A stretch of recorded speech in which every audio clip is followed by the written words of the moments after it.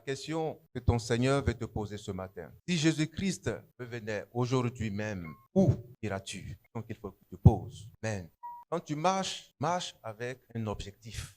Quand tu vis avec un objectif. Quand tu adores Dieu, quel est l'objectif qui t'anime? Est-ce que tu adores Dieu pour participer à une organisation, pour avoir ton nom inscrit dans leur livre de registre? Ou est-ce que tu adores Dieu parce que Dieu te connaît et qu'il a envoyé son Fils unique afin que tu sois sauvé? Pourquoi est-ce que tu adores Dieu? Tu adores Dieu pour avoir des maisons, pour avoir des voitures, pour te marier, pour avoir des enfants, voyager en avion, parce que voyager en car, tu n'en voudras pas. Amen. Si tu adores Dieu pour ce qui rentre dans ton ventre, que l'homme le plus malheureux, la femme la plus malheureuse, quel est l'objectif qui t'anime quand tu adores Dieu? Si Jésus-Christ revenait aujourd'hui, où iras-tu? Amen. Iras-tu avec lui ou resteras-tu sur la terre, prêt à être jeté dans le feu de la géhenne? Amen. Quand Dieu a envoyé Jésus-Christ, il n'est pas allé dans tous les sens. Il a été clair. Il a dit, si vous croyez en moi, vous avez la vie éternelle. Si vous ne croyez pas en moi, alors vous êtes perdus à jamais. Amen. En qui crois-tu? Est-ce qu'on est ensemble? En qui as-tu placé ta confiance? Si Jésus-Christ revenait aujourd'hui, où iras-tu? Quand tu dors, pose-toi cette question avant de dormir. Tu sais comment tu dors, mais tu ne sais pas comment tu te réveilles. Si Jésus-Christ revenait aujourd'hui, où iras-tu? Quand tu marches, tu sors de ta maison, tu sais où tu vas, mais tu ne sais pas si tu vas rentrer sain et sauf. Cela appartient à Dieu. Si Jésus-Christ revenait aujourd'hui, où iras-tu? Amen. À tout moment, il peut te rappeler. À tout moment, il peut te dire, reviens. C'est pourquoi quand un homme meurt, on dit de lui qu'il a rendu l'esprit. Mais quand on rend, ça veut dire on donne à qui cela appartient. L'âme que tu as, l'esprit que tu as, appartient à quelqu'un. Voilà pourquoi le corps que tu as ne t'appartient pas. Amen. C'est une maison pour abriter ton âme. C'est une maison pour abriter ton corps. Voilà pourquoi elle vous dit, vous ne ferez pas de ma maison une caverne de voleurs. Amen. Ne savez-vous pas que votre corps est le temple de Dieu? Amen. Un temple est une maison de prière. Mais vous en avez fait une maison de voleurs, une maison de prostitution, une maison d'idolâtrie, une maison de débauche. Si Jésus-Christ revenait maintenant, aujourd'hui, où iras-tu? Quand tu manges, pose-toi cette question. Car certains sont morts après avoir mangé. Amen. Est-ce qu'on est ensemble? Quand tu vas te baigner, pose-toi la question. Car certains sont morts en pleine nage. Amen. Quoi que tu fasses, pose-toi toujours la question. Si Jésus-Christ revenait aujourd'hui, où irais-je? Amen. Amen. Tant que tu ne te poses pas les questions essentielles, tu n'auras pas les vraies réponses. Alors Dieu veut que ton intelligence soit renouvelée. Dieu veut que tu sois intelligent et que tu saches poser les bonnes questions pour obtenir les meilleures réponses. Quand tu marches, ne te laisse pas tromper par tes émotions, par tes sentiments, par tes ambitions, par tes projets. Sois plus intelligent que cela. Quel est l'objectif qui t'anime? Si un homme bâtit, s'il ne bâtit pas sur le roc, il bâtit en vain. C'est un château de cartes qui viendra à s'effondrer à la moindre difficulté. Au moindre vent, ta maison doit être solide. Amen. Amen. Sachez que Christ est venu, lui, le Fils unique de Dieu, pour prendre ta place, toi, le pécheur, pour mourir à ta place, lui, l'homme innocent, afin que tu sois intelligent, que tu pries Dieu avec objectivité. Amen. Que tu ne marches plus sur tous les sentiers hasardeux que les uns et les autres ont pu construire, mais que tu sois sur le chemin, la vérité et la vie. Si Jésus-Christ revenait maintenant, aujourd'hui, où iras-tu? Pose-toi cette question chaque jour et chaque nuit. Ainsi, tu corrigeras ta marche pendant qu'il est encore temps. Tu corrigeras ton adoration pendant qu'il est encore temps. Tu corrigeras ta louange pendant qu'il est encore temps. Car dans la voie de Dieu, dans la volonté de Dieu, dans l'amour de Dieu, ce n'est pas que le péché meure, mais qu'il se repente, qu'il se convertisse et qu'il soit sauvé. Ézéchiel 18, 23. Non, Dieu n'est pas lent, mais il est patient. Dieu est patient, justement pour donner l'occasion aux pécheurs de se repentir. Alors Dieu veut que tous soient sauvés. Voilà pourquoi il dit, quiconque croira en son Fils sera sauvé. Amen. Si Jésus-Christ revenait aujourd'hui, où iras-tu? Ce Jésus-Christ que nous avons vu parmi nous, parmi les scribes, les sadduciens, les hérodiens, parmi ces juifs, qui était-il? Certains ont dit, son père était Joseph, sa mère était Marie. Amen. Amen. Mais Dieu, dans sa grande miséricorde, nous a envoyé lui-même. Il a dit, le Jésus-Christ qui était parmi nous était du ciel. Amen. Était au Père. C'était là sa place. Il était au Père. C'est de là qu'il est descendu vers les hommes. Mais pourtant les hommes ont vu Jésus naître de Marie. Quel est ce Jésus qui était au Père? Il vivait au Père. Et que nous avons vu parmi nous, que nous avons appelé Jésus. Si Jésus revenait aujourd'hui, parce que c'est le même qui est monté, c'est le même qui reviendra. Amen. Le même qui est monté, c'est le même qui reviendra. Le même qui est monté, c'est le même qui était assis à la droite du Père. Il n'a pas changé. Amen. Celui que Marie a pu mettre au monde, l'Écriture nous dit qu'il était au Père. Jean 3,13.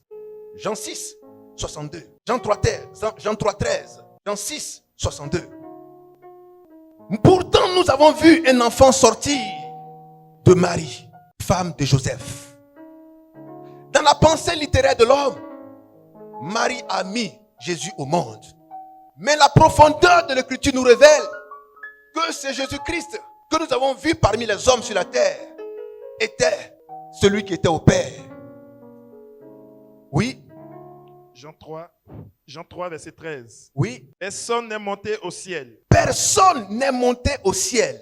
Si ce n'est celui qui est descendu du ciel. Si ce n'est celui qui est descendu du ciel. Le Fils de l'homme. Le Fils de l'homme. Qui est dans le ciel. Le Fils de l'homme. Qui est dans le ciel. Le Fils de l'homme qui est dans le ciel. C'est Jésus-Christ qui parlait aux hommes qui l'environnaient. Il leur disait, il est monté au ciel. Si ce n'est celui qui est descendu. Mais celui qui vous parle, il dit, il est au ciel. Reprends encore. Jean chapitre 3, verset 13. Personne n'est monté au ciel. Personne n'est monté au ciel. Si ce n'est celui qui est descendu du ciel. Quand il le disait, il n'était pas encore crucifié pour être ressuscité. Il était encore vivant parmi les hommes. Et il leur disait, il est monté au ciel. Si ce n'est celui qui est descendu. Amen. Celui qui est monté, c'est le même qui va descendre. Mais il était où quand il était parmi nous? Le Fils de l'homme. Quand il était parmi nous, oui. Le Fils de l'homme qui est dans le ciel. Le Fils de l'homme qui est dans le ciel. Mais si nous l'avons vu parmi nous, si nous l'avons vu parmi les hommes, cela est un miracle. Car celui qui est assis au Père, nous l'avons vu parmi les hommes. Nous l'avons vu comme un homme, un être humain, semblable à des hommes. Et pourtant, il est assis au ciel. C'est le même qui est descendu vers nous. Amen. Alors, nous comprenons par la révélation que Marie n'était qu'une porte par laquelle Dieu a montré Jésus-Christ aux hommes. Amen. Amen. Est-ce qu'on est ensemble? Dès qu'on vient de voir Un enfant qui vient de naître, on dira, voici son père, voici sa mère, voici son oncle, voici sa tante, voici ses parents. Parce que c'est un homme. Mais ce Jésus-Christ, décrit par Paul dans Hébreux chapitre 7, est dit que celui qui n'a ni père ni mère. Amen. Est-ce qu'on est ensemble? C'est lui qui était à la droite du Père et qui est descendu vers nous afin que nous ayons la vie. Amen. Oui. Jean 6, verset 62. Et si vous voyez le Fils de l'homme Et si vous voyez le Fils de l'homme monter où il était auparavant, monter où il était auparavant. Peuple de Dieu, est-ce qu'on est ensemble? Ton amen n'arrive pas à la chair. Amen. Et si vous voyez le Fils de l'homme assis où il était auparavant. Amen. Amen. Jésus était où auparavant? Il parlait aux scribes, il parlait aux pharisiens, à ceux qui le questionnaient. Lorsqu'il leur a dit, je viens du ciel, je retournerai au ciel. Ils ont été scandalisés. Il leur dit, vous allez voir bientôt le Fils de l'homme remonter où il était auparavant. Amen. Alors, si Jésus-Christ était auparavant au Père et que nous l'avons vu parmi les hommes, Marie a été qu'une porte par laquelle il est venu au monde. C'est lui qui monte, c'est lui qui descend. Aucun être humain ne peut monter ni descendre si ce n'est que Jésus-Christ. Quand il est descendu la première fois, son sang a coulé pour que nous ayons la vie. Il revient à nouveau pour regarder ceux qui ont reçu ce sang, pour les prendre et pour aller avec eux chez son Père. Amen. Si ce n'était pas le cas, il ne l'aurait pas dit.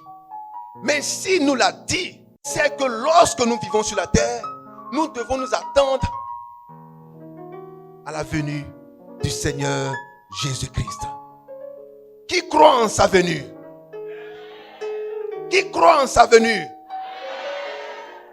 Quand tu n'es jamais monté quelque part, tu ne sais pas ce qui se passe là-bas. Mais il y a un seul qui est monté. Il y a un seul qui est descendu. Et là où il est monté, c'est là où il était assis. Amen. Avant qu'il ne descende. Qui était-il? Celui qui était assis avant de descendre. Amen. Est-ce qu'on est ensemble? Quand il monte, il dit, je vais à la droite du Père. Qui est ce Jésus-Christ qui revient bientôt? Est-ce qu'on est ensemble? Quand tu pries, prie avec un objectif. Quand tu marches, marche avec un objectif. Tout ce que tu fais est un objectif. Et tu ne travailleras pas en vain. Peuple de Dieu, est-ce qu'on aime ce Dieu? Amen. Celui qui est monté, c'est le même qui redescend. Certains n'y croient pas. Alors pour eux, Jésus-Christ a été qu'un mythe. C'est une légende. Est-ce que c'est une histoire vraie? Est-ce que ce n'est pas une histoire faite de main d'homme, fabriquée de main d'homme, pour étouffer la conscience des hommes? Amen. Mais il vous dit que le juste vivra par la foi. C'est par la foi qu'on est sauvé. C'est par la foi qu'on croit que Jésus-Christ n'est pas une histoire banale. Mais Jésus-Christ est l'histoire que Dieu nous donne pour nous dire que nous venons du Père, alors nous retournerons au Père.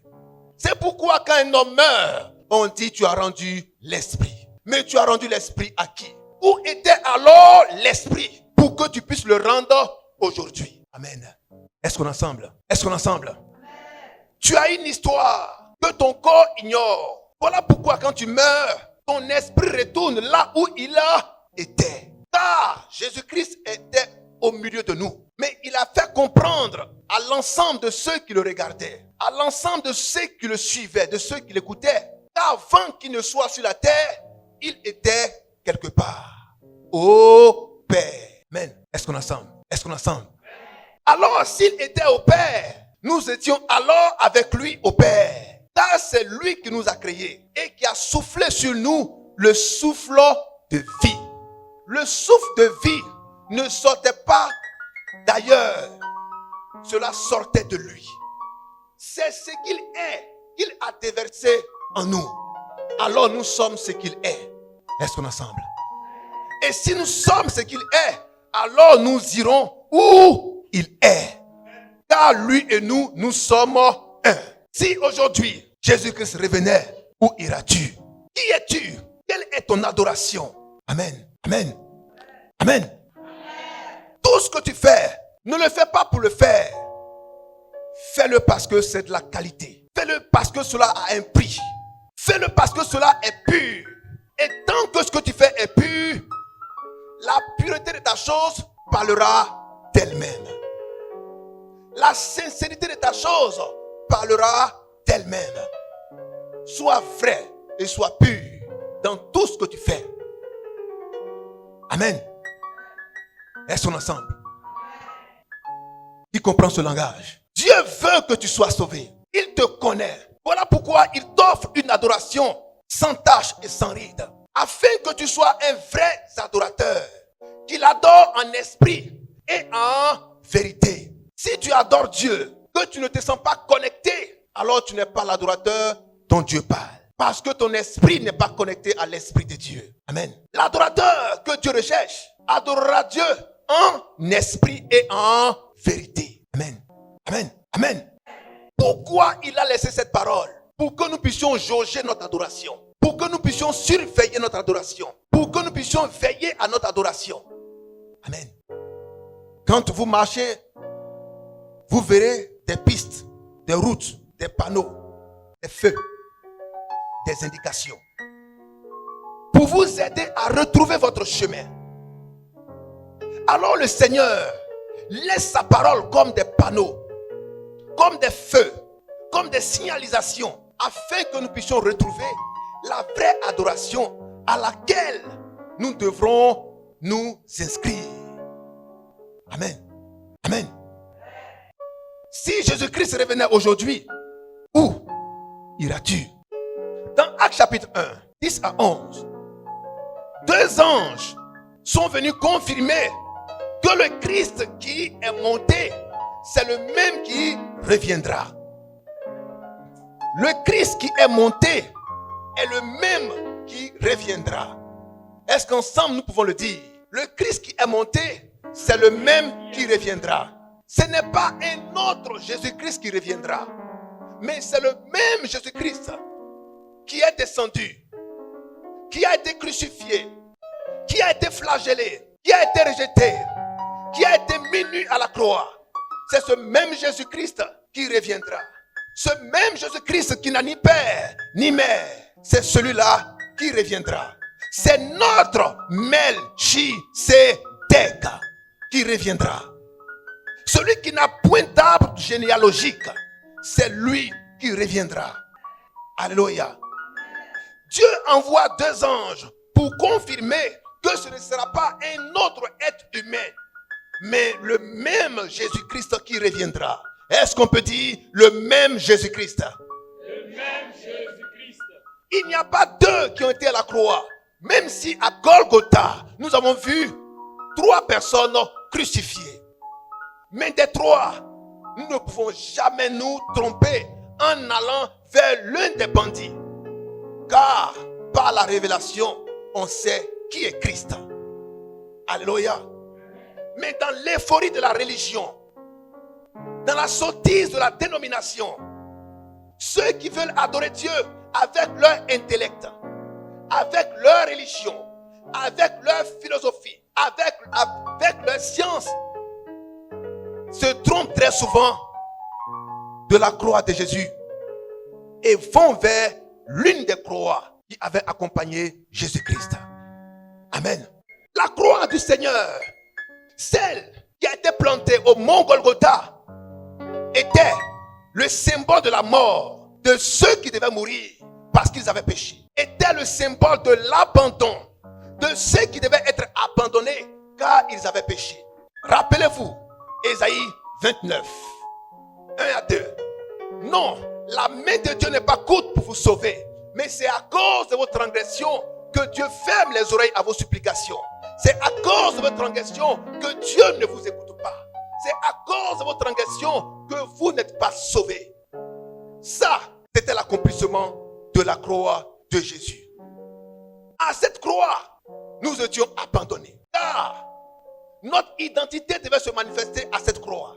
C'était l'image des pécheurs que nous sommes en réalité. À cette croix, il n'y avait pas de lumière. Car de midi, alléluia, jusqu'à 15 heures, quand Christ a pris notre place à la croix, la terre était toute en ténèbres. C'était notre image. Nous sommes ténèbres. À la croix, il n'y a pas de lumière, mais il y a des ténèbres. C'est l'image des pécheurs que nous sommes. À la croix, il n'y a pas de vie, car Christ a perdu la vie à la croix. Cette croix, c'était notre image. Et nous étions cette croix. Nous qui devions mourir, mais Christ a pris notre place. Alléluia. Alléluia. Ce n'est pas à la croix que Christ a été ressuscité, mais Christ a été ressuscité dans la tombe. Lui qui avait été mis au rang des hommes qui étaient pécheurs à la croix. Amen.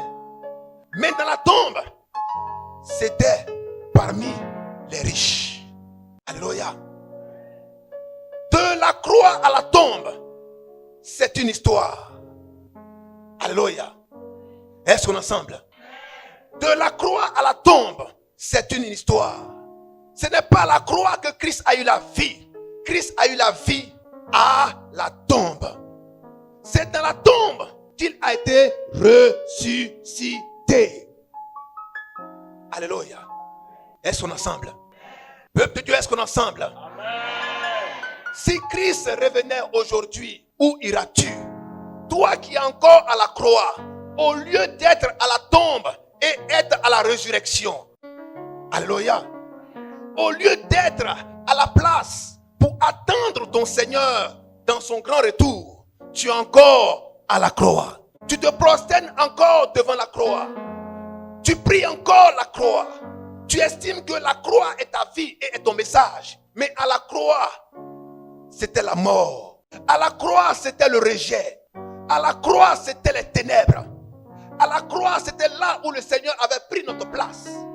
Donc à la croix, c'était notre image en tant que pécheur, en tant qu'homme vil et faible. À la croix, Dieu a dit à Jésus, Jésus a dit à Dieu, Père, pourquoi m'as-tu abandonné? Amen. La croix, c'est le lieu de l'abandon, le lieu de la mort, le lieu des ténèbres, le lieu où le péché a abondé. Alléluia. La grâce s'est manifestée à la tombe où Christ est ressuscité. Alléluia. C'est dans la tombe et à la résurrection du Seigneur Jésus-Christ qu'il a dit à la mort, où est ton aiguillon? Mais Christ ne pouvait pas dire à Satan, où est ton aiguillon à la croix? C'était à la résurrection, à la tombe. Alléluia. Alléluia. C'est à la tombe, à la résurrection, que Christ a dit à ces femmes qui sont venues, allez dire à mes apôtres, allez dire à mes disciples, attendez-moi à la montagne des Oliviers. Je viendrai leur donner leur feuille de route. Ce n'était pas à la croix, mais c'était à la résurrection. Alléluia. Si Christ revenait aujourd'hui, qui te trouvait encore à la croix, quel sera ton sort? Alléluia. Quel sera ton sort si tu te trouves encore à la croix? Voilà pourquoi il a dit, la prédication de la croix est une folie pour ceux qui périssent. Les gens ont pris la croix comme un objet d'adoration. Mais si Christ venait aujourd'hui, où iras-tu? Toi qui es encore à la croix, est-ce qu'on peut avancer? Est-ce qu'on peut avancer? Alors il a dit, mon peuple périt faute de connaissance. Mais vous connaissez la vérité et la vérité vous rendra libre. La vérité vous rendra libre. Est-ce que vous êtes des hommes libres? Car Christ ne viendra pas prendre des hommes pris en otage dans des dénominations. Je suis catholique, je suis évangélique, je suis protestant, je suis orthodoxe. Mais quand Christ partait, il n'avait jamais dit restez dans des groupes enfermés. Il a dit allez vers toutes les nations et faites de toutes les nations des disciples. Alléluia. Alléluia. Les catholiques ont un mur de séparation. Les évangéliques ont un mur de séparation. Les protestants ont un mur de séparation. Les orthodoxes ont un mur de séparation. Et toutes ces religions ne s'entendent guère. Et pourtant, elles prient le même Seigneur. si Jésus-Christ revenait aujourd'hui, où iras-tu? Toi qui es encore otage d'une dénomination, toi qui es encore otage d'un groupe religieux, où iras-tu? Est-ce que Christ t'a réellement affranchi? Si Dieu est juste, s'il a pris les catholiques, qu'il a laissé les protestants, il aura problème. S'il a pris les évangéliques, qu'il a laissé les catholiques, il aura problème. Parce que les catholiques disent, nous prions Dieu et nous sommes des vrais adorateurs. Les évangéliques disent, nous prions Dieu et nous sommes des vrais adorateurs. Amen. Les protestants en disent de même. Les orthodoxes en disent de même. On ne parle pas de toutes les autres religions qui disent, nous aussi, nous prions Dieu. Amen. Quand on enseigne quelque chose, ou quand on va quelque part, il faut des indices. Amen. Il faut des repères. Amen. Il faut des axiomes. Amen. Il faut des éléments qu'on ne peut pas déplacer, qui nous rassurent que nous sommes sur la bonne route et la bonne voie. Voilà pourquoi Dieu nous donne sa parole, pour que cela puisse nous servir de repères et d'indices indiscutables. Alléluia. Alléluia. Alléluia. Il a dit à tous ceux qui l'écoutaient, attendez-moi, je viendrai et je vous donnerai ce que mon Père vous a promis. Amen. Luc 24, 49. Vous recevrez une puissance, le Saint-Esprit. Il n'a pas dit aux catholiques, vous recevrez une puissance. Il n'a pas dit aux évangéliques, vous recevrez une puissance. Il n'a pas dit à un groupe des juifs, vous recevrez une puissance. Il a dit, attendez à la chambre haute. Amen. Est-ce qu'on est ensemble? La chambre haute, c'est le lieu de retrouvailles de tous ceux qui adorent Dieu. Au nom du Seigneur Jésus-Christ. À cette chambre haute, on a retrouvé 120 personnes. Où étaient les autres? C'est à ces 120 personnes que deux anges ont parlé. En Actes chapitre 1, 10 à 11. En disant, vous êtes arrêtés à regarder le Seigneur Jésus-Christ monter dans les airs. Mais ne restez pas scotchés sur son ascension. Allez-y et obéissez à sa parole. Travaillez aux promesses qu'il vous a laissées. C'est dans ces promesses qu'il reviendra vous prendre. Jésus, avant sa mort et sa résurrection, a dit qu'il montera au Père. Alléluia. Quand il est mort et ressuscité, Dieu envoie deux anges pour confirmer ce que le Seigneur Jésus-Christ avait dit avant qu'il ne parte. Alléluia. Oui, mon frère. Acte 1, 10 à 11.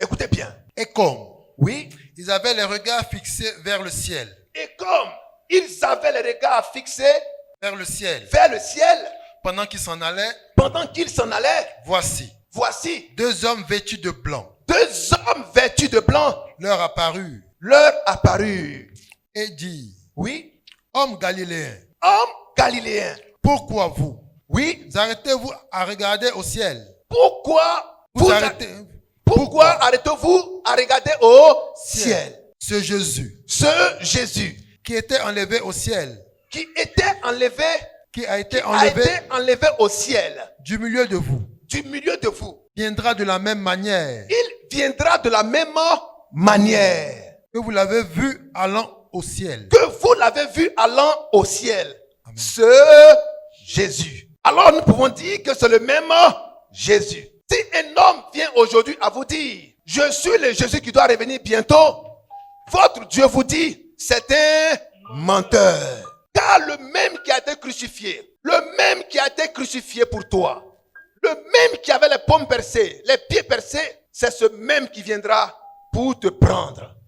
Alléluia. Ça ne sera pas un autre Jésus, né d'un père qu'on connaît sur la terre, d'un village qu'on connaît sur la terre, né d'une mère qu'on connaît sur la terre, d'un village qu'on connaît sur la terre. Ce ne sera pas ce Jésus-Christ-là qui serait venu. Amen. Voilà pourquoi il nous a laissé des indices, des panneaux indicateurs pour ne pas que nous allions dans la mauvaise direction. En Matthieu 24, 23, il dit, si on vous dit sur la terre, voici ce Jésus, ne le croyez pas. Au verset 26, il dit, si on vous dit qu'il est dans une chambre, n'y allez pas. Si on vous dit qu'il est dans le désert, n'y allez pas. Alléluia. Si on vous dit qu'il est dans un campement, n'y allez pas. Alléluia. Peuple de Dieu, est-ce qu'on est ensemble? Amen. Ton amen n'arrive pas à la chair. Amen. Est-ce qu'on peut dire fortement les panneaux indicateurs? La parole constitue pour nous des panneaux indicateurs pour nous montrer la bonne direction et le bon chemin. Un homme te dira, non, c'est pas ici, il faut passer passe ici, passe ailleurs, ne passe pas ici. D'accord, il y a deux choses, soit il dit vrai, soit il dit faux. Mais si le panneau indicateur est fixé, tu ne peux pas dire que c'est pas ici parce que le panneau indique que c'est ici. Est-ce qu'on comprend mon langage? L'homme qui veut te flouer, qui veut t'induire en erreur ou t'envoyer ailleurs, pourra te dire une fausse description. Mais si le panneau est fixé, il est fixé pour tous. Amen. Tu vas vivre, le panneau sera là. Tu vas mourir, le panneau sera là. Tant que le panneau indique la bonne adresse, il sera toujours fixé au bon endroit. Pour pouvoir te retrouver, lis simplement le panneau. Alors nous, pour ne pas que nous soyons égarés, nous refusons d'écouter un homme qui parle sans nous montrer la place des panneaux dans la parole. Alléluia. Ce que Dieu dit, c'est ça qui est la vérité. C'est pourquoi nous nous posons la question, si Jésus-Christ revenait aujourd'hui, où iras-tu? Amen. Car par ses paroles, tu seras jugé. Amen. Par ses paroles, tu seras sauvé. Et par ses paroles, tu seras condamné. Par quoi? Par ses paroles. Oui, frère. Matthieu 24, verset 23. Oui. Si quelqu'un, attendez. Si quelqu'un, c'est une supposition, c'est une condition, c'est une éventualité qui pourrait arriver un jour.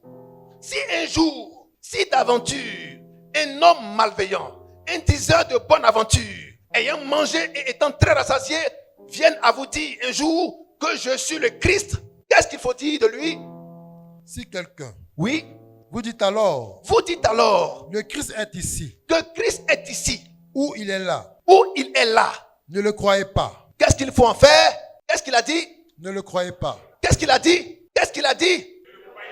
Si on vous dit que Jésus est revenu, il habite tel quartier, il est dans tel pays, amen, il est venu dans tel continent, est-ce que nous devons croire? Non. Voici un panneau indicateur. Il dit, si on vous dit qu'il y a un Jésus qui est venu en Côte d'Ivoire, ne le croyez pas.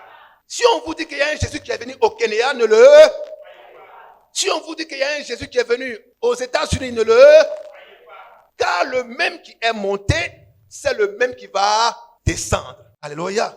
Dieu ne prendra pas un autre homme ou ne prendra pas un autre corps pour revenir prendre son épouse. C'est le même corps qui a sauvé l'épouse, c'est le même corps qui viendra prendre l'épouse. Alléluia.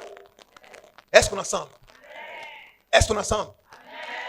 Celui qui a versé son sang, c'est celui qui vient prendre ce pourquoi il a versé son sang. Amen. Amen. Celui qui a versé son sang là, c'est lui qui vient prendre la chose pour laquelle il a versé son sang.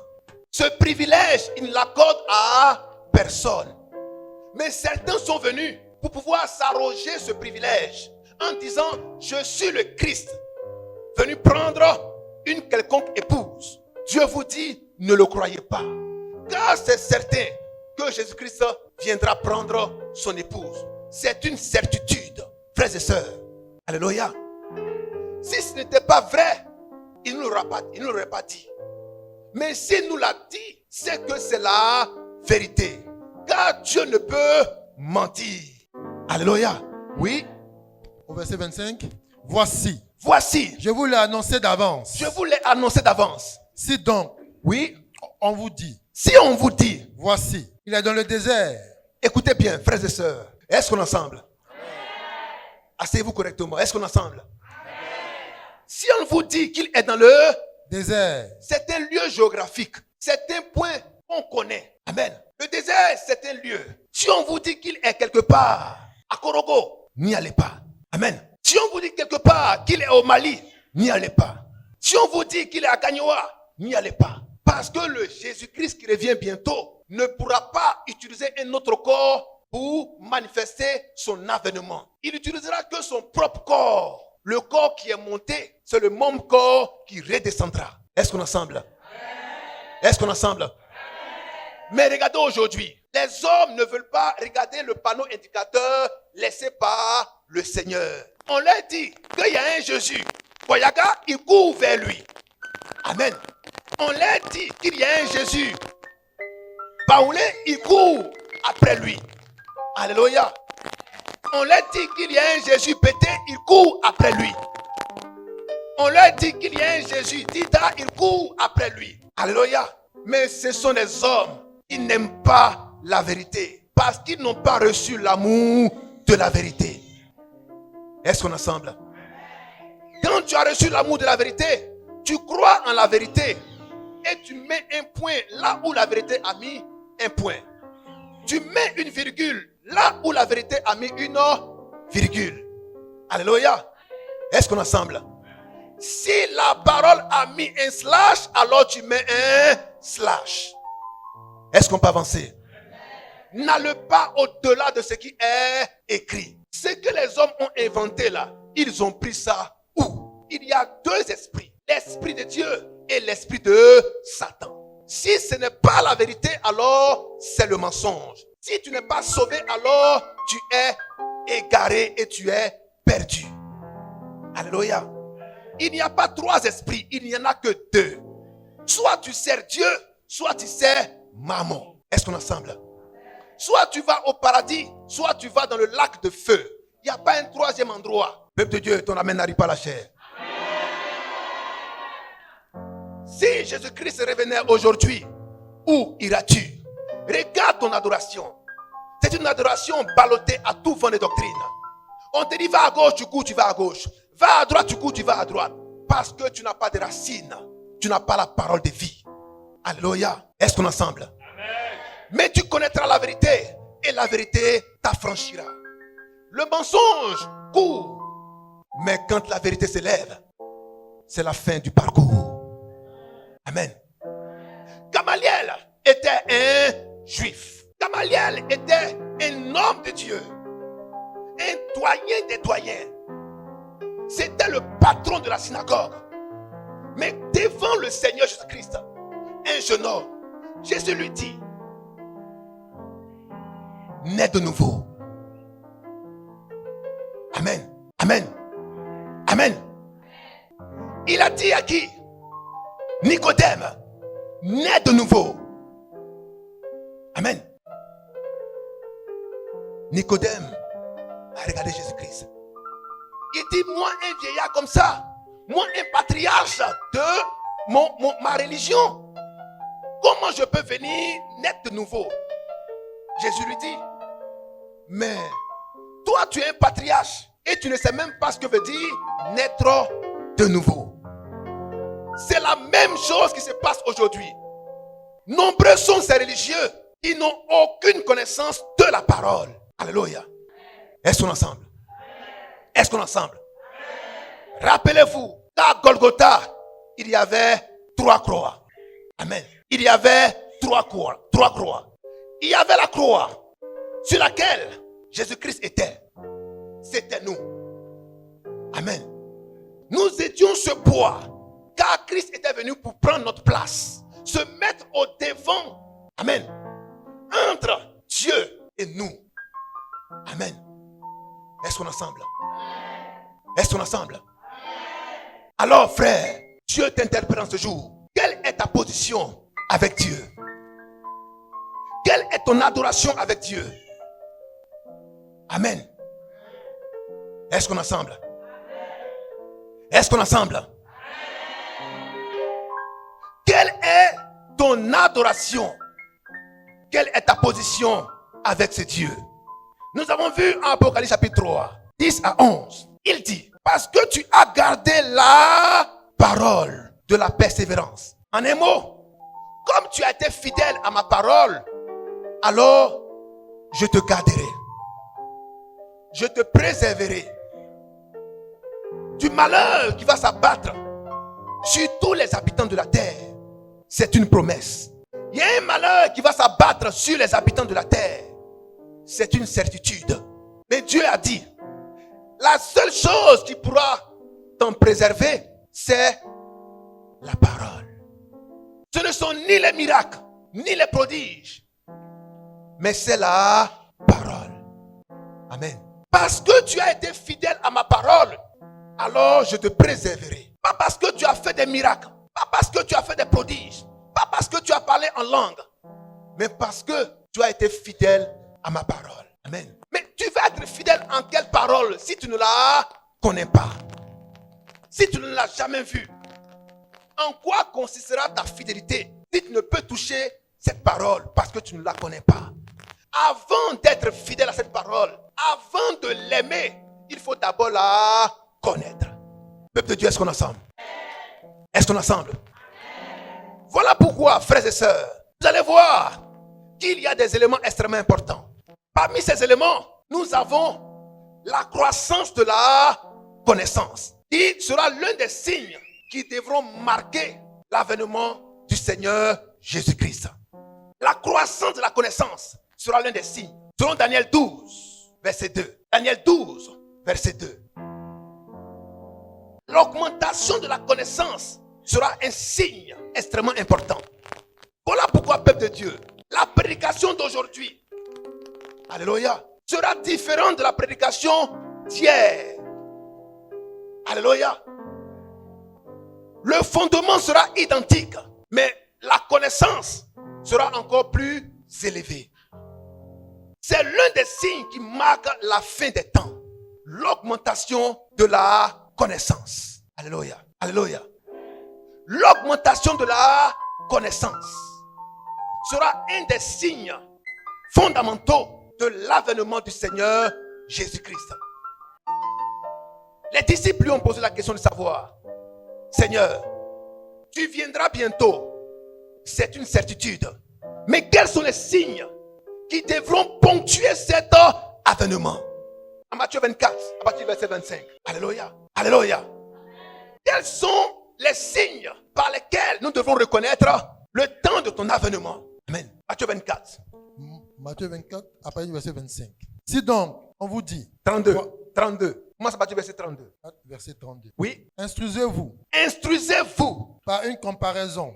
Instruisez-vous par une comparaison. Tirez du figuier. Tirez du figuier. Dès que ses branches Dès que ses branches deviennent tendres et que les feuilles dès que ses branches deviennent tendres et que les feuilles poussent, vous connaissez que l'été est proche. Attendez, écoutez bien. Les disciples lui ont posé la question de savoir, est-ce que nous pouvons avoir des signes de ton avènement? Parce que tu dis que tu reviens bientôt. Nous, on veut avoir des signes pour être sûr que nous serons prêts quand tu viendras. Il dit, inspirez-vous de la nature. Quand l'été doit arriver, le figuier commence à avoir des branches tendres. Et le figuier se comporte comme ça, cela annonce l'arrivée de l'été. Mais si vous savez observer le climat, le temps et tous ces événements naturels, vous pouvez aussi identifier les signes de l'avènement du Seigneur Jésus. Alléluia. Alléluia. Alors le Seigneur nous appelle à réfléchir. Il nous appelle à réfléchir, à observer et à analyser. Regardez, quand il veut pleuvoir, vous voyez que le ciel, les nuages, amen. Est-ce qu'on est ensemble? Le vent commence à souffler. Bon, tu vas arrêter là. Si on te dit qu'il faut courir, il va pleuvoir, c'est que tu es un homme. Vous avez bien compris maintenant. Alléluia. Vous avez bien compris maintenant? Tu as arrêté dehors. Tu vas au marché, tu vas au travail, tu vas faire une course. Le ciel s'assombrit un coup. Le vent commence à souffler. Mon frère, si on ne te dit pas de commencer à courir pour te mettre à l'abri, ou si on doit te dire ça encore, c'est que vraiment, Benjerville n'est pas loin chez toi. Amen.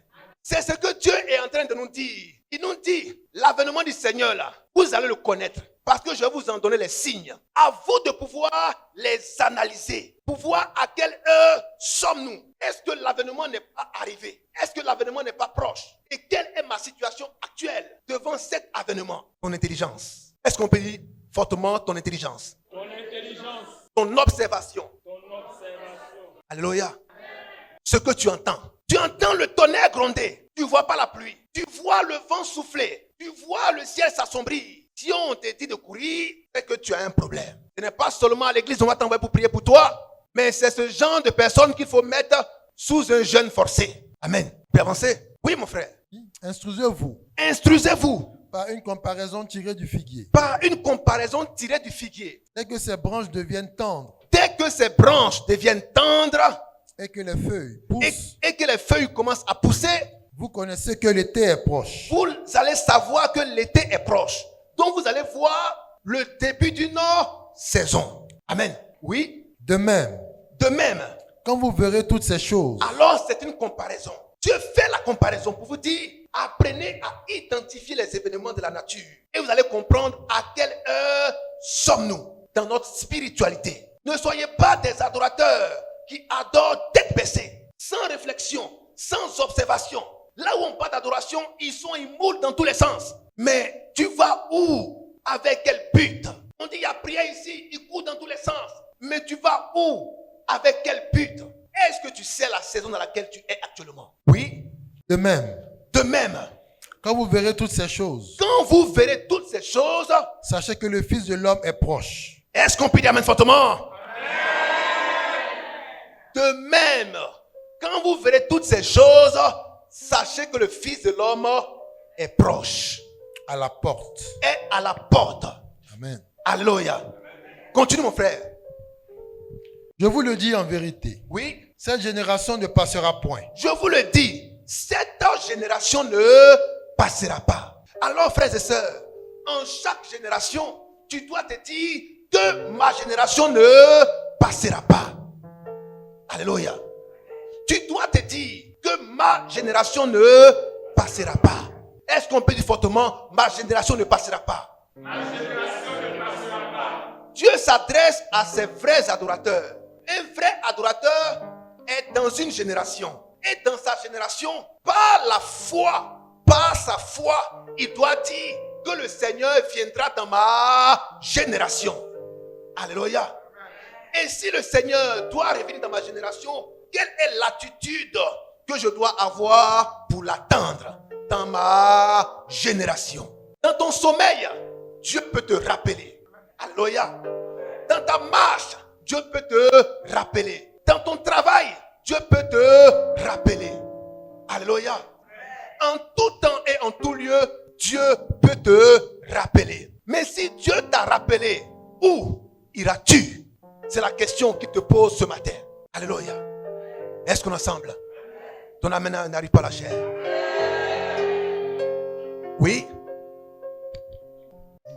Je vous le dis en vérité, Je vous le dis en vérité. cette génération ne passera point. Alors dis à ton frère, ma génération ne passera pas. Quand le Seigneur dit cette génération, il parle de toutes les générations en lesquelles nous croirons en lui. Si nous sommes dans cette génération, nous devons nous attendre à l'avènement du Seigneur Jésus-Christ. C'est ce qu'il nous recommande. Alléluia. Ta génération doit s'attendre au retour du Seigneur Jésus-Christ. Amen. Quand le Seigneur le disait à ses apôtres, ils ont voulu savoir l'heure exacte. Mais il leur a dit, ce n'est pas à vous de connaître l'heure, mais ce que je vous recommande, veillez, c'est prier. Les apôtres n'ont pas dit, mais Élie doit d'abord venir. Non, ne rentrez pas dans cette philosophie. Ne rentrez pas dans ces signaux. Soyez seulement des croyants et croyez à ce que Dieu dit. Il dit cette génération. Si Élie doit venir d'abord, si Élie ne doit pas venir d'abord, il a dit cette génération. Soyez des croyants. Alléluia. Alléluia.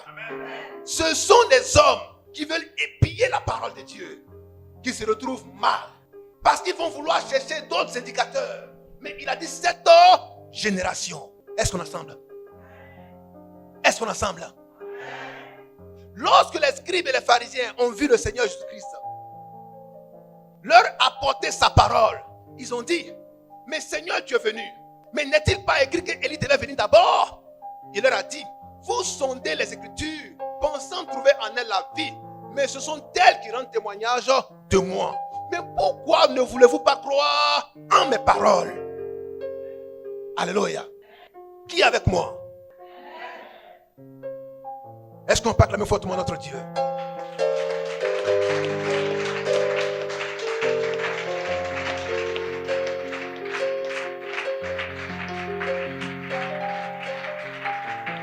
Amen. Les doctrines secrètes, lorsque les gens veulent comprendre par leur propre intelligence la parole. Les doctrines secrètes, lorsque les hommes veulent rejeter certains pans de la parole et en accepter d'autres. Les doctrines secrètes, lorsque les gens veulent philosopher avec la parole, veulent mélanger les découvertes scientifiques, philosophiques, avec la parole. Mais la parole ne se mélange jamais. Et la parole ne peut se mélanger. Tout comme la lumière ne peut se mélanger avec les ténèbres. Amen. Oui, mon frère. Que tout cela n'arrive. Oui. Le ciel et la terre passeront. Le ciel et la terre passeront. Mais mes paroles ne passeront point. Mes paroles ne passeront point. L'indicateur fiable pour ne pas que nous soyons égarés. La parole de Dieu. Amen. Oui. Pour ce qui est du jour. Pour ce qui est du jour. Et de l'heure. Et de l'heure. Personne ne le sait. Personne ne le sait. Ni Mais Dieu. Pour ce qui est du jour et de l'heure, personne ne le. Personne ne le. Personne ne le. Mais si un homme vient à vous dire que moi je sais le jour, c'est un menteur. Si un homme vient à vous dire que moi je sais l'heure, c'est un. Mais il aura des doctrines qui seront développées autour des hommes de Dieu qui disent connaître l'heure et le jour. Alléluia. Est-ce qu'on est ensemble? Il dit, si un homme vient à vous dire je suis le Seigneur, c'est un menteur. Parce que si cet homme est le Seigneur Jésus, c'est qu'il connaît l'heure et le jour. Alors c'est un menteur double. Oui. Personne ne le sait. Personne ne le sait. Ni les anges des cieux. Ni les anges des cieux. Ni le Fils. Ni le Fils. Mais le Père seul. Mais le Père seul. Certains ont poussé le compte très loin. Quand ils ont vu ce verset, ils ont dit, ah, c'est que je ne suis pas le Fils Jésus. Je suis le Père même de Jésus. Alléluia. Parce que ni les anges, ni le Fils ne connaissent l'heure et le jour, seul le Père. Ils ont poussé le blasphème très loin en disant ils sont le Père. Amen. Mais Jésus a dit, le Père ne descend pas. C'est le Fils qui descend. Le Père ne peut descendre, car si le Père descend, le monde s'arrête. Dieu n'est pas dans le ciel. Il est au-delà du ciel. Car le ciel a été créé. La terre a été créée. Où était alors Dieu quand il créait le ciel et la terre? Si Dieu est dans le ciel, alors Dieu n'est pas Dieu. Est-ce qu'on est ensemble? Est-ce qu'on est ensemble? Quand on construit une maison, on est à l'extérieur de la maison ou on est dans la maison. Amen. C'est quand la maison est construite qu'on rentre dans la maison. Le ciel est une demeure. Si Dieu était habité dans le ciel, alors dans quel ciel était-il quand il créait le ciel? Peuple de Dieu. Peuple de Dieu. Amen. Peuple de Dieu. Amen. Dieu n'est pas créé. Mais Dieu est Dieu. C'est lui qui crée. Si Dieu demeure dans ce qu'il a créé, c'est qu'il n'est pas Dieu. Voilà pourquoi il dit, le Dieu que nous adorons ne demeure pas dans les choses faites de mains d'hommes. Amen. Est-ce qu'on est ensemble? Est-ce qu'on est ensemble? C'est ce Dieu que vous adorez. Il ne descend pas. Mais c'est le Seigneur Jésus qui descend et qui monte. Celui qui est monté, c'est le même qui descend. C'est pas ce qui est écrit. Il n'est jamais écrit nulle part que Dieu descend. Alléluia. Alléluia. En ce qui concerne le Saint-Esprit, il dit, mon Père vous enverra ce qu'il vous a. Alléluia. Quand le Saint-Esprit est venu, en Actes chapitre 2, il est écrit que le Saint-Esprit s'est posé. Le Saint-Esprit s'est posé. le Saint-Esprit est descendu sur le Seigneur Jésus. Il est descendu sur lui comme une colombe. Alléluia. Est-ce qu'on est ensemble? Mais Jésus-Christ est le Fils de l'homme qui peut monter et descendre. C'est lui seul qui monte et qui descend. Le Père ne descend pas, car c'est le Père. Est-ce qu'on est ensemble? Est-ce qu'on est ensemble? Est-ce qu'on est ensemble? Oui, frère. Ce qui arriva Ce qui arriva du temps de Noé du temps de Noé arrivera de même arrivera de même à l'avènement du Fils de l'homme. à l'avènement du Fils de l'homme. Jésus nous dit, ce qui est arrivé au temps de Noé. Est-ce qu'on peut dire au temps de Noé? Au temps de Noé. Mais qu'est-ce qui est arrivé au temps de Genèse chapitre 6 verset 5. Qu'est-ce qui est arrivé au temps de Noé? Matthieu 24 à partir du verset 1 au verset 14. Qu'est-ce qui est arrivé au temps de Noé? Qu'est-ce qui est arrivé au temps de Noé? Oui. Allons-y rapidement. Genèse 6. Genèse 6 verset 5. Qu'est-ce qui est arrivé au temps de Noé? Dis à ton frère, qu'est-ce qui est arrivé au temps de Noé? Genèse 6, verset 5. Il n'a pas compris. Qu'est-ce qui est arrivé au temps de Noé? Amen. Amen. Vous voulez le savoir? Parce que le Seigneur dit, si vous regardez le ciel s'assombrir, c'est qu'il va. Si le figuier commence à avoir les branches tendres et les feuilles qui se reverdissent, alors l'été arrive. Alors il nous dit, ce qui est arrivé au temps de Noé là, si nous le voyons encore à notre génération, c'est que le Christ est à la porte. Est-ce que tu es prêt à le recevoir? Amen. Ne prie pas pour prier, mais prie par objectif. Prie parce que tu es sauvé et tu dois rester sauvé et aller au Père quand tu n'es plus sur la terre. Alléluia. Tu es allé à des funérailles, les gens ont pleuré, ils ont fait des freakings, des saltos, des gymnastiques, tout ce que vous connaissez. Parce qu'ils n'ont pas voulu lâcher la personne qu'ils aimaient. Mais quand la personne a compris tes pleurs et se réveille, tu fuis. Amen. Est-ce qu'on est ensemble? Est-ce qu'on est ensemble?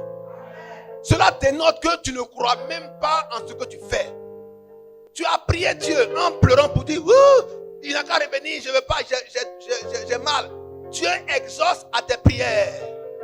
Il te le ramène en vie et tu fuis. Amen.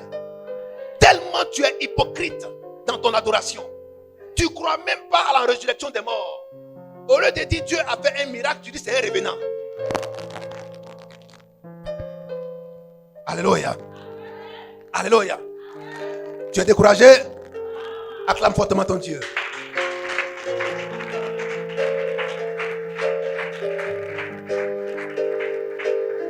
Il dit crois seulement. Crois fermement. Aie une position solide. Et tu verras la gloire de ton Dieu. Oui, mon frère. Genèse 6 à partir du verset 5. Qu'est-ce qui était au temps de Noé? L'Éternel vit que la méchanceté des hommes était grande sur la terre. L'Éternel vit que la méchanceté des hommes était grande sur la terre. L'Éternel vit que la méchanceté des hommes était grande sur la terre. C'était ce qui était au temps de Noé. Mes frères, regardez autour de vous. Est-ce que la méchanceté est devenue grande? Non, soyez honnêtes. Est-ce que la méchanceté est devenue grande sur la terre? Vous avez dit quoi? Ah, mais c'est un signe que l'Éternel nous montre. Il nous dit, si les hommes deviennent de plus en plus méchants et égoïstes, c'est que le Christ est à la porte. On a vu un premier niveau de signe. C'était l'augmentation de la connaissance. Daniel 12, verset 4. On a trouvé ça? Écoutez bien. On ne quitte pas la lecture. On va y revenir rapidement pour que vous ayez ces signes. La connaissance doit augmenter avant l'avènement du Fils de l'homme. Oui. Daniel 12, verset 4. Il a dit quoi à Daniel? Toi, Toi, Daniel. Daniel, Oui. tiens secrète ces paroles. Ancien, est-ce qu'on ensemble? On n'attend pas bien ton amen. Oui. Tiens secrète ces paroles. Tiens secrète ces paroles. Et scelle le livre Il faut boucler le livre. jusqu'au temps de la fin. Jusqu'au temps de la fin. Attends. Si le livre doit être fermé jusqu'au temps de la fin, ça veut dire qu'au temps de la fin, les secrets que je t'ai révélés là seront ouverts afin que la connaissance... Oh, qu'est-ce qui va augmenter la connaissance? Parce que plusieurs le liront. Plusieurs alors le liront. Plusieurs alors le liront. Et la connaissance augmentera. Et la connaissance augmentera. Amen. La connaissance augmentera à quelle époque? Au temps de la fin. À quelle époque? Au temps de la fin. À quelle époque? Au temps de la fin. Voilà pourquoi quand vous venez ici, vous avez l'impression que tout est nouveau devant vous. C'est parce que nous sommes au temps de la fin. C'est pourquoi Dieu nous révèle tous ces mystères. Car au temps de la fin, ce qui était scellé est décelé. Alors l'on doit connaître les mystères de Dieu avant que Christ ne soit à la porte pour nous dire allons au Père.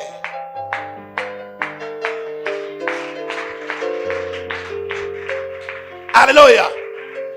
Alléluia. Est-ce qu'on est ensemble? Je vous le dis, il y a des choses que Dieu peut nous permettre de faire et ce terrain sera inondé de monde. Amen. Est-ce qu'on est ensemble? C'est parce que on n'a pas l'habitude de rendre notre propre témoignage. Sinon, ce que vous voyez devant vous là, c'est pas aujourd'hui ça a commencé. Amen.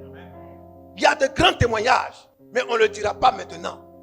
Quand Dieu prend un homme, c'est depuis le sein de sa mère. Et Dieu le prépare longtemps d'avance. Amen. Amen. C'est la vérité. Parce que Dieu avait un plan longtemps d'avance pour le salut de son peuple. Amen. Est-ce qu'on est ensemble? Alors, tant que cet homme n'a pas accompli ce pourquoi Dieu l'a suscité, il restera toujours afin qu'il fasse ce pourquoi Dieu l'a appelé. Est-ce qu'on est ensemble? Alors, nous sommes au temps de la fin. Voilà pourquoi la connaissance augmente. Les messages que vous écoutiez hier, vous dites que vous êtes des chrétiens. Vous adorez Dieu. Mais quand on ouvre l'écriture, vos yeux sont ouverts comme ça. Hi, mais ça c'est quoi? C'est nouveau. Mais je n'ai jamais vu ça. Mais si tu restes dans cet endroit où tu priais, pendant 100 ans, 200 ans, tu ne verras rien de tout ça. Parce que c'est la révélation de la parole de Dieu. On ne va pas dans une école de théologie pour apprendre ça.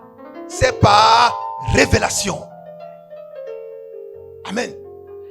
Est-ce qu'on attend? Est-ce qu'on est ensemble? Ce n'est pas dans ces 4 murs que nous prêchons. Nous sommes sur les réseaux sociaux. Nous avons des rencontres avec des hommes de Dieu. Amen. Qui ont 100 ans, 50 ans, 30 ans, 15 ans. Ils sont nés dedans, eux et leurs parents, eux et leur génération. Mais quand on ouvre l'écriture, ils disent qu'ils n'ont jamais vu. Amen. Pourquoi?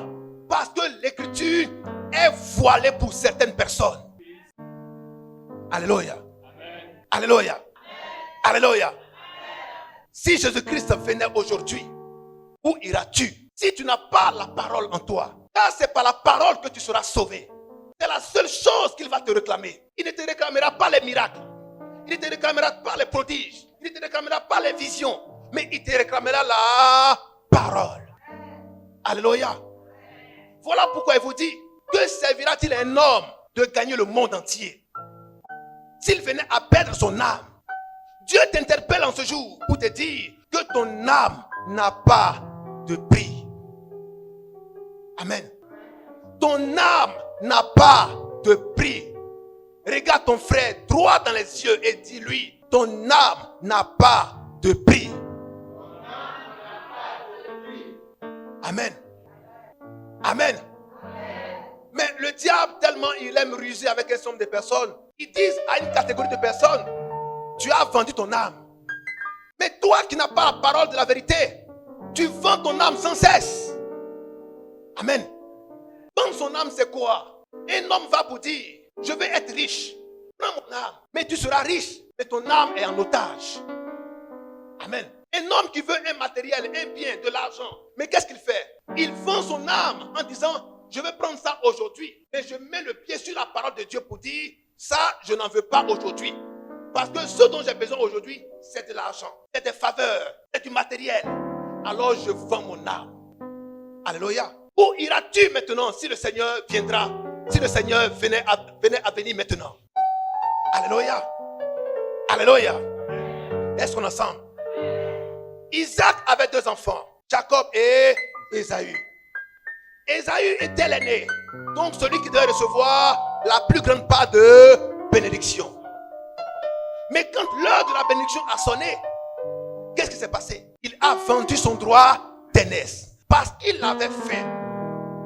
En vendant son droit d'aînesse, il vendait ainsi son âme pour de la nourriture. Plusieurs aujourd'hui vendent leur âme à cause de grosses voitures, de grosses maisons, pour voyager, pour marier américain, pour marier blanc. Certains vont à vendre leur âme. Amen. Est-ce qu'on est ensemble? Pour réussir dans la vie, certains vont à vendre leur âme. Est-ce qu'on est ensemble?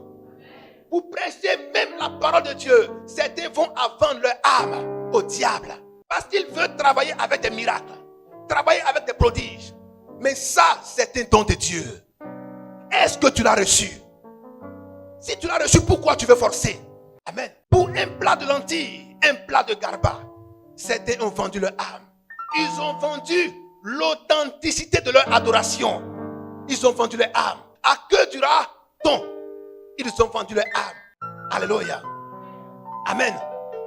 Ils ont vendu leur âme parce qu'ils ne veulent pas avoir honte. Ils ont vendu leur âme. Ils ont vendu leur âme parce qu'ils ne veulent pas qu'on les critique, qu'on les juge. Ils ont vendu leur âme. Mais il a dit, le royaume de Dieu appartient aux violents.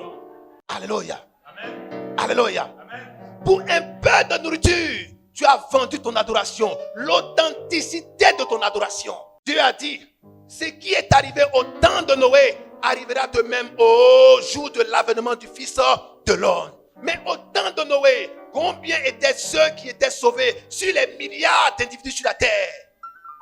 Noé seul et sa famille. Est-ce qu'on est ensemble? Alors, Dieu n'est pas un menteur. Aujourd'hui, où nous sommes dans les 8 milliards d'individus sur la terre, très peu seront sauvés. Les hommes aujourd'hui disent, gagnons le monde à Christ. Gagnons le monde à Christ. Évangélisons à outrance. Investissons massivement dans l'évangélisation. C'est une bonne chose. Mais tu évangélises avec quelle parole? Amen. Si avec quelle parole tu évangélises? Est-ce qu'on est ensemble? Si c'est avec donne ta vie à Dieu, viens, on va te baptiser. Demande pardon à Dieu chaque fois que tu vas pécher. Si c'est ce message qui est prêché, alors regardez la catastrophe qui attend le monde. Certains viendront au Seigneur. Matthieu 7, 21-22. Seigneur, n'avons-nous pas guéri en ton nom? N'avons-nous pas chassé les démons en ton nom? N'avons-nous pas ressuscité les morts en ton nom? Qu'est-ce qu'il a dit? Je ne vous ai jamais connu. Mais pourtant, ils ont chassé les démons. Où est-ce qu'ils chassaient ces démons? N'était-ce pas dans les lieux de prière? Où est-ce qu'ils faisaient ces miracles? N'était pas dans les lieux de prière? Oh, dans les lieux de prière, on trouvait ce livre. Alléluia. Alléluia. Il y a 2 choses. La première, c'est d'avoir ce livre. La deuxième, c'est d'en connaître le sens. Alléluia. Est-ce qu'on est ensemble? Amen. Prêchez la parole en tout temps et en tout lieu. Gagnez des âmes. Alléluia. Dites la parole et que les pécheurs se répandent. Le sang qui a coulé, ce sang a coulé une fois pour toutes. Si Christ venait aujourd'hui, où iras-tu? Hébreux chapitre 10, verset 16. Où iras-tu? Il y a un seul sacrifice à faire, une seule offrande pour le péché à faire, pas plusieurs. Car selon la loi et les prophètes, alléluia, dans l'ancienne alliance, où Moïse faisait des sacrifices pour le pardon des péchés, le sang qui était répandu ne faisait que couvrir les péchés. Et ce sacrifice se faisait une fois par an, pas de manière intempestive, une fois par an. Une fois par an, on demandait pardon à Dieu pour le péché. On faisait cela une fois par an. Mais regardez aujourd'hui, dans dans les lieux de prière. Dès que les gens se retrouvent dans le lieu de prière, demandons pardon à Dieu pour nos péchés. Quand ils rentrent à la maison, demandons pardon à Dieu pour nos péchés. Quand ils sortent le matin, pardonne-moi Seigneur pour mes péchés. Et pourtant hier, on demandait pardon à Dieu pour ses péchés une seule fois par année. Alléluia. Quand Jésus-Christ est venu, il est venu aussi une seule fois pour la vie, afin de s'offrir lui-même comme sacrifice une seule fois pour toutes, pour le pardon des péchés une seule fois. Après son passage, il n'y a plus de pardon des péchés, il n'y a plus de demande de pardon des péchés quand on a été baptisé. Là, le baptême veut dire qu'on accepte le message de vie et qu'on a repris notre place au Père de là où nous étions. Amen. Voici la signification du baptême authentique. Alléluia. Est-ce qu'on est ensemble? Voilà pourquoi, dans Actes chapitre 19, lorsque Paul a trouvé des hommes qui avaient été baptisés par Jean-Baptiste, et pourtant ce Jean-Baptiste c'était celui-là qui avait baptisé le Seigneur Jésus-Christ. Quand Jean-Baptiste, quand ces hommes étaient devant Paul, Paul leur a posé la question: est-ce que vous êtes baptisés? De quel baptême avez-vous été baptisés? Alléluia. Amen. Sur cette question, Paul a baptisé ceux qui avaient été baptisés par Jean-Baptiste, lui-même qui avait baptisé le Seigneur Jésus. De vous à moi, soyez honnêtes. Jean-Baptiste baptise Jésus. Jean-Baptiste te baptise. Et Sérégué vient te dire: je dois te baptiser. Tu vas accepter ou tu ne vas pas accepter? Frère, tu vas accepter ou tu ne vas pas accepter? Aïe, tu ne peux pas l'accepter. Alléluia. Voilà pourquoi Dieu, quand il nous regarde, il dit: quand le Fils de l'homme viendra, est-ce qu'il trouvera la foi sur la terre? C'est par la foi qu'on accepte l'eau du baptême. Et les hommes ont accepté l'eau du baptême. Ils ont accepté d'être baptisés par Paul, qui n'avait jamais été physiquement avec Jésus-Christ. Alors que Jean-Baptiste a délié les couloirs de ses souliers pour aller le baptiser. Amen. Jean-Baptiste tremblait quand il a attrapé le Seigneur. Il dit: mais Seigneur, moi je vais te baptiser. Toi, Seigneur. Jésus dit: laissa s'accomplir les Écritures. Est-ce qu'on peut fortement laisser les Écritures s'accomplir? Mais vous faites obstacle à l'accomplissement des Écritures. Amen. Est-ce qu'on est ensemble? Est-ce qu'on est ensemble?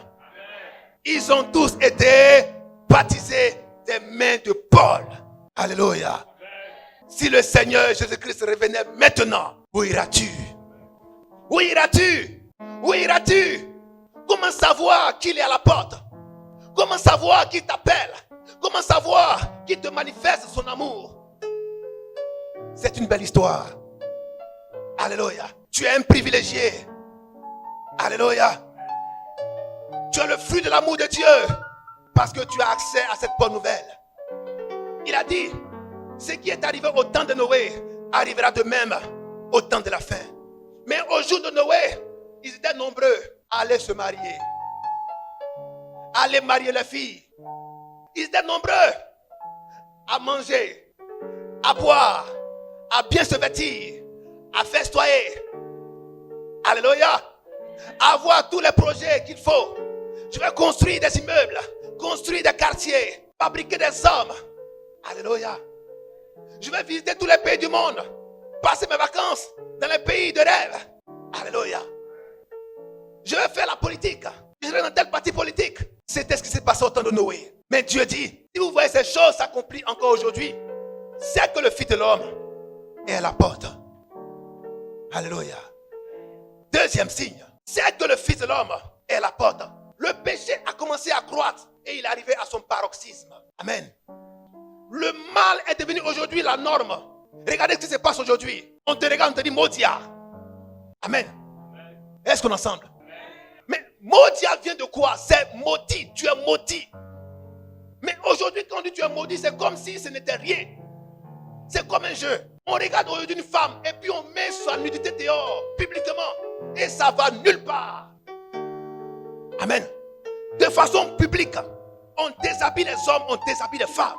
Et ça ne va pas quelque part. Devant les uns et les autres, on tue des hommes. C'est comme si on avait tué un cabri. Ça ne veut rien dire aujourd'hui. C'était ce qui s'est passé au temps de Noé. Un homme passe. Il voit son semblable en train de tuer un autre. Ça ne lui dit pas grand chose. il passe. Tu cries au secours. Il dit, oh mon frère, moi, il n'y a pas de problème. Amen. Si nous voyons ces choses s'accomplir aujourd'hui, c'est que le Seigneur est à la porte. Alléluia. Est-ce qu'on est ensemble? L'amour, la charité du plus grand nombre va se refroidir. Matthieu 24, 1 à 14. Si vous voyez l'amour et la charité du plus grand nombre se refroidir, Christ est à la porte. Vous entendrez parler de guerre, de bruit de guerre, de tremblement de terre, de famine. Vous entendrez parler de trahison. Amen. De cupidité. Tout ce que les gens vont vouloir faire aujourd'hui. J'ai quoi dedans? Je gagne quoi? Je mange quoi? C'est que Christ est à la porte. Amen. Quand vous rendez service à quelqu'un aujourd'hui, il veut mettre la main à la poche pour vous donner de l'argent. Vous dites non, ça va. Il dit non, non. Quand vous refusez, il dit mais des hommes comme ça, il n'y en a plus. Hein? Toi, tu fais 100 comme ça. Amen. Amen. Parce que ça n'existe plus. C'est que Christ est à la porte.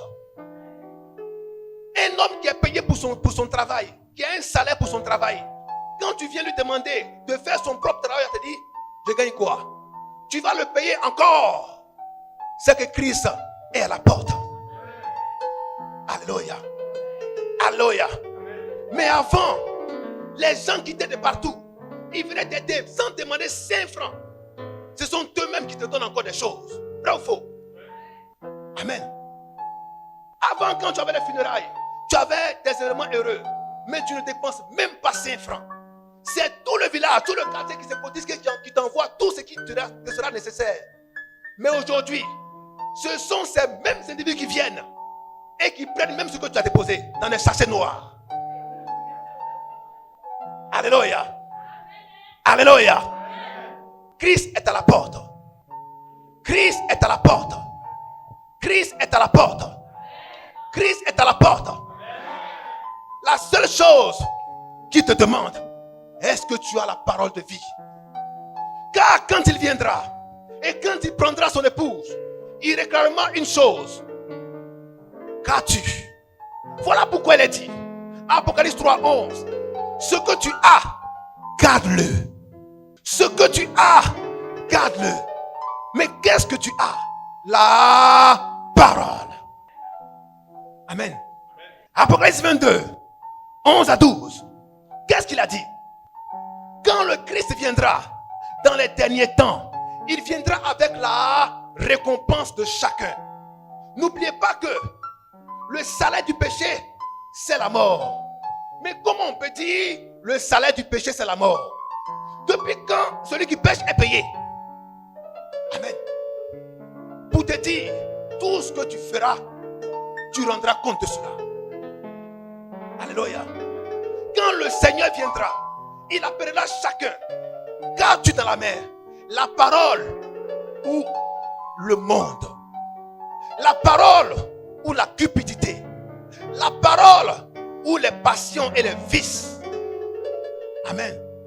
Tu rendras compte et tu seras récompensé. Tu rendras compte et tu seras récompensé. Tu rendras compte et tu seras récompensé. Mais Dieu veut qu'en ce jour, tu prennes part à la bonne récompense. Car il t'a réservé la couronne de vie. Alléluia. La couronne de vie. Alléluia. Qui ne veut pas être couronné? Qui ne veut pas recevoir la couronne de vie? Alors, si nous courons, c'est pour remporter la victoire et être couronné. Quand vous dormez, rêvez d'être couronné.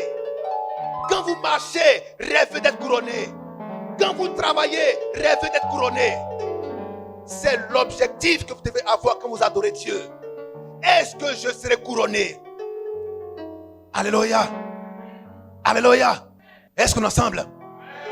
Il y a un homme riche. En Luc 12, 16 à 21, il avait une moisson abondante. Et qu'est-ce qu'il a fait? Il a décidé de casser ses anciens greniers et d'en rebâtir de nouveaux. Alléluia.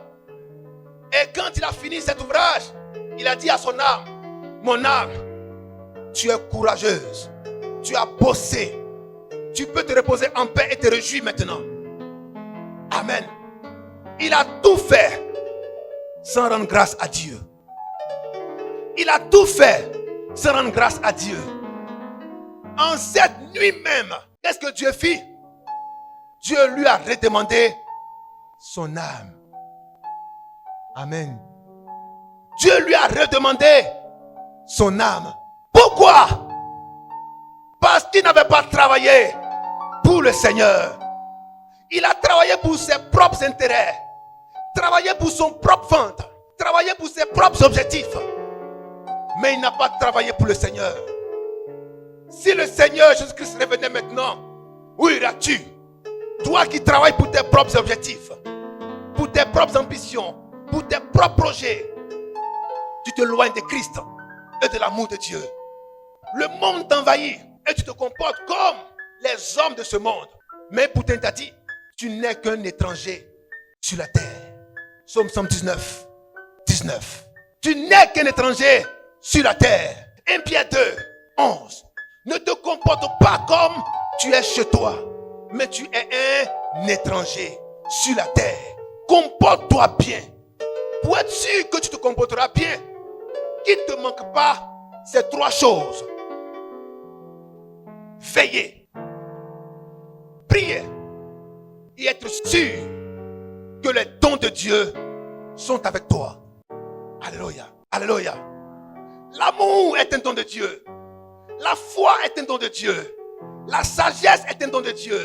L'intelligence est un don de Dieu. Alléluia. Pour être sûr d'attendre le grand retour dans les meilleures conditions, il faut que les dons de Dieu demeurent avec toi. Amen. Amen. Que la parole demeure avec toi.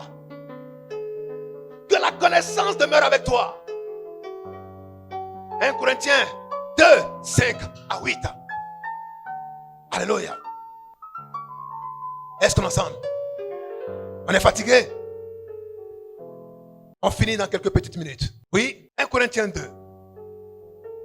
1 Corinthiens 2, 5 à 8. Afin que votre foi fût fondée, non sur la sagesse des hommes, mais sur la puissance de Dieu. Oui. Cependant, c'est une sagesse que nous prêchons parmi les parfaits.